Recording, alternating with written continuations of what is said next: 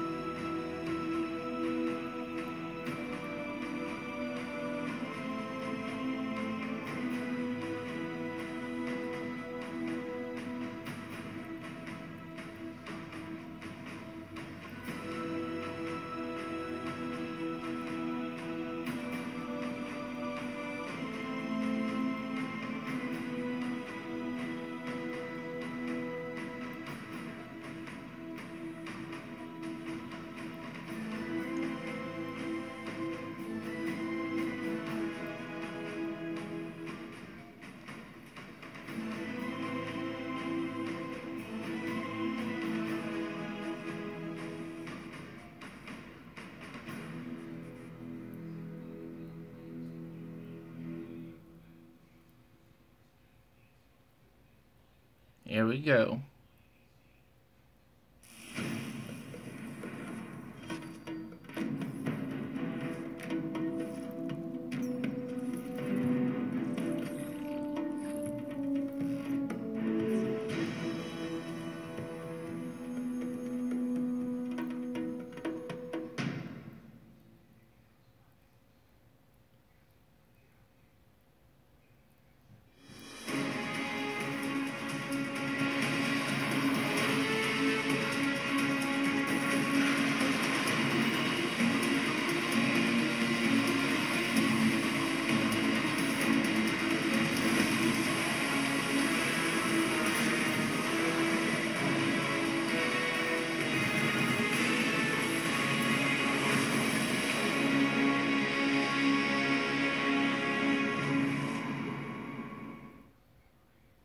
Hello and welcome to the reveal stream for Warmind, the second expansion to Destiny 2.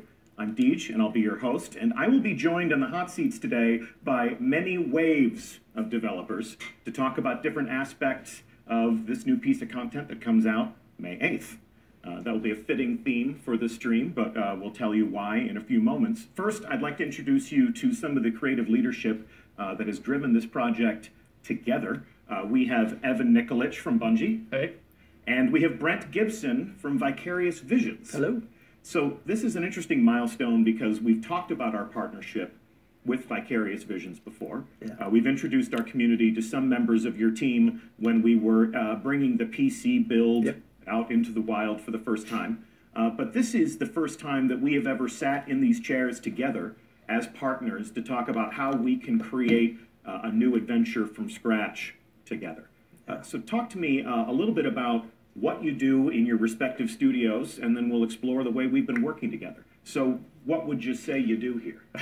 So I'm the design director on the Bungie side for Warmind, and I describe my role primarily as like getting the two studios to work together, coordinate to build this product, and then making sure that we're staying in lockstep as we build the next Destiny experience. Mm-hmm. Common creative vision. Yep. Two studios. So when you take that common creative vision into Vicarious Visions, what role did you play? Yeah, I'm the creative director for the studio, and my job is really to work with the entire team to make sure that their creative ideas are making their way into the game and that they make sense as a complete package. Yeah. Many developers. Lots of people. Many disciplines. Yep. Yeah, we're always reminding people that Destiny is a game that takes a lot of people to make. There's no one thing that we accomplish with any one person. No. There's a lot of people that worked on this one, and I imagine they're all watching because they're excited to see their hard work being seen by eager players for the first time. Yep.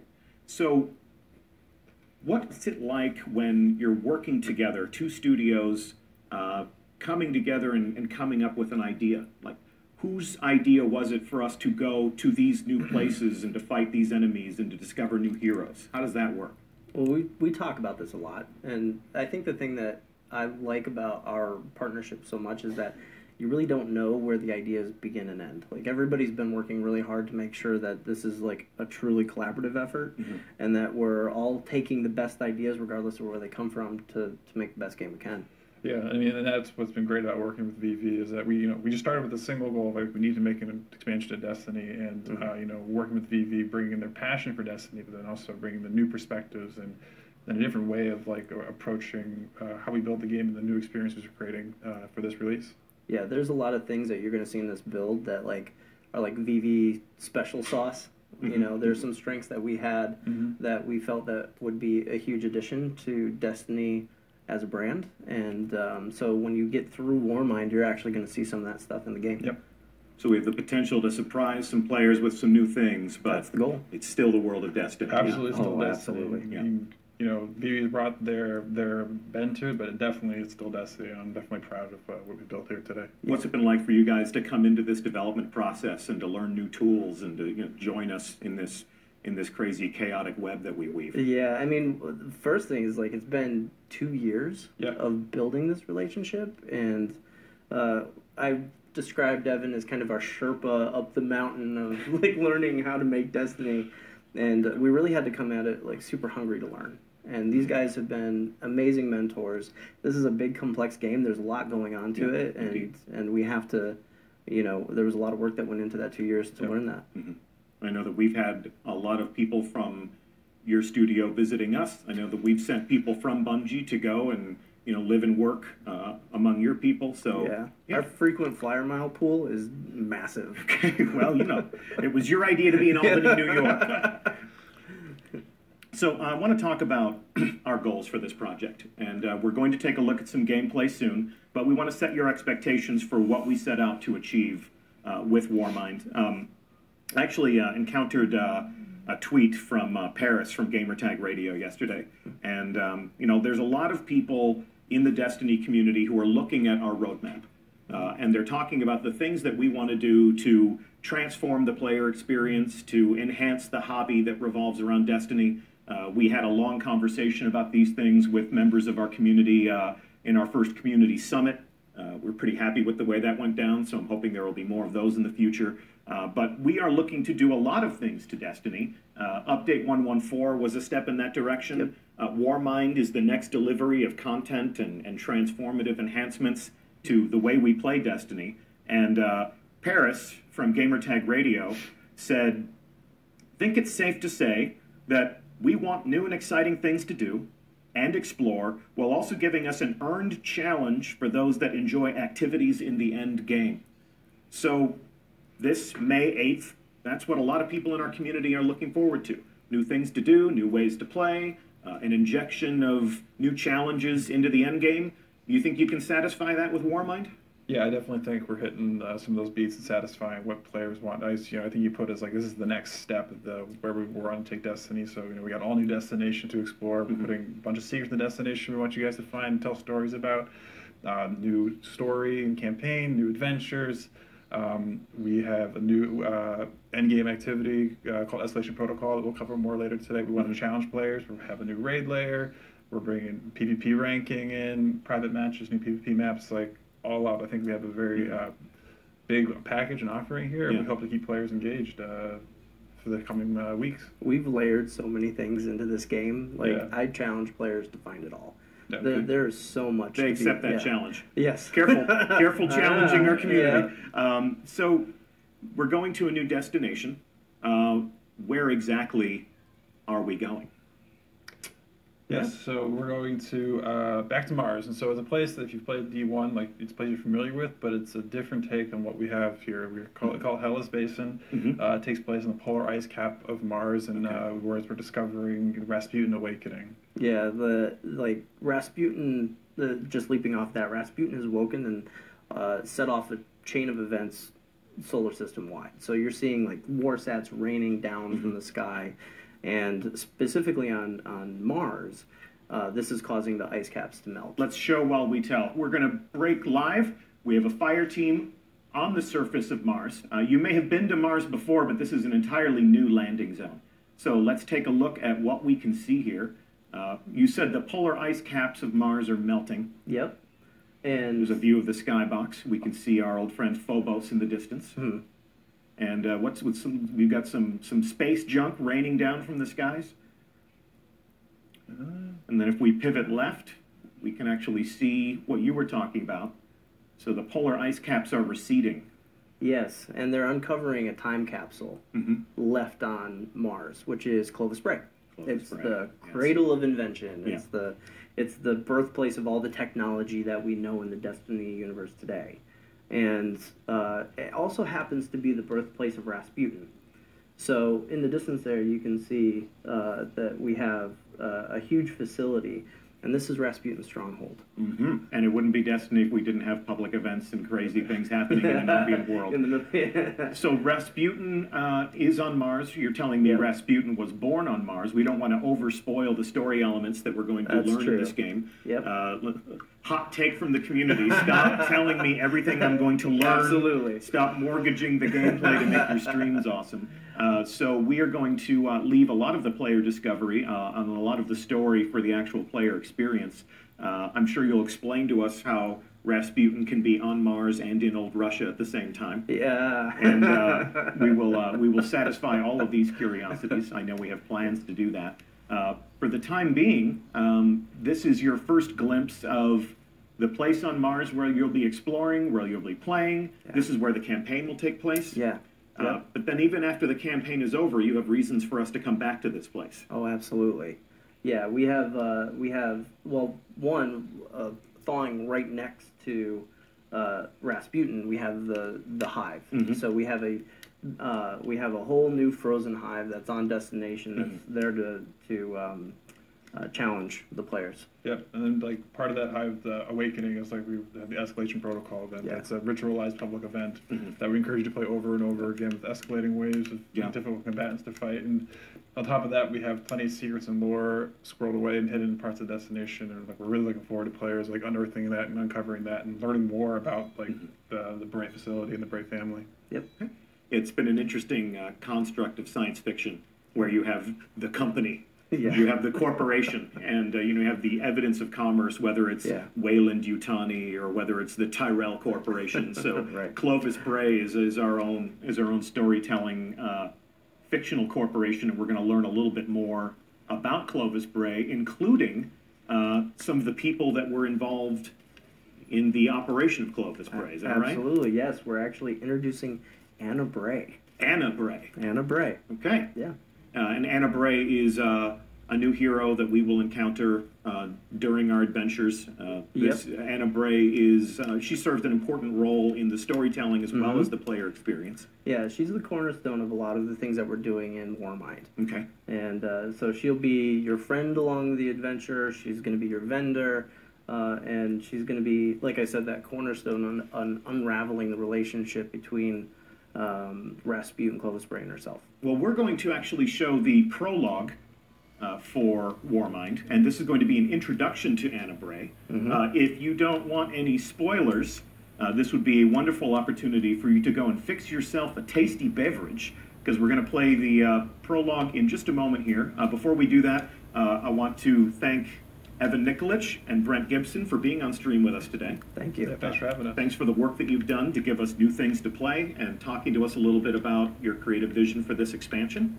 Warmind comes out on May 8th, and we hope you'll be right there with us to help bump into us in the wild, play some escalation protocol, and shoot some frozen hive in the face as they come out from underneath these receding ice caps, yeah? Yeah, absolutely. Yeah, I've waiting almost 2 years now. We're really looking forward to May 8th. Cool. All right. Well, anything else you want to say to the Guardians who are watching? Good luck playing. Yeah. I'm looking forward to hearing the stories you guys come up with. All right. Well, with that, thank you so much for being on stream. We're going to put our next round of developers in the seats, but for the time being, this is Anna Bray.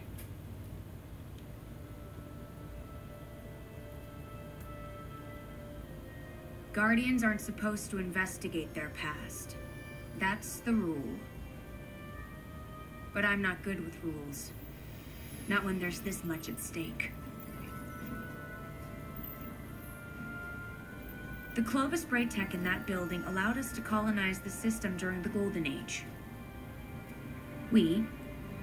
They, sought to create peace for all humanity. Which is ironic, because they also built Rasputin, the single most powerful weapon in the solar system. Either way, it's all been entombed on Mars since the collapse, along with something far more terrifying.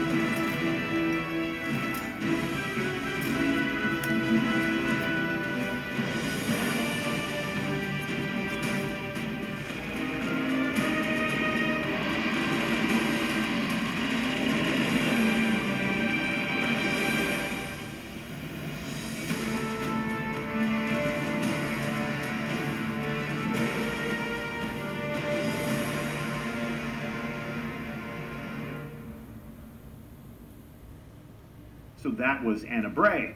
And these are the next two developers, the next wave of creators that are going to introduce us to the things that you made. We have Jacob Benton. How's it going, Deej? It's good. Good to have you here. And we have Ben Womack. Good morning, Deej. Good morning. Gentlemen, we're going to take a look at Escalation Protocol, which has been described as a cyclical, ritualized endgame activity that you have put into Warmind. Yep. That's it. Thanks for watching. Goodbye.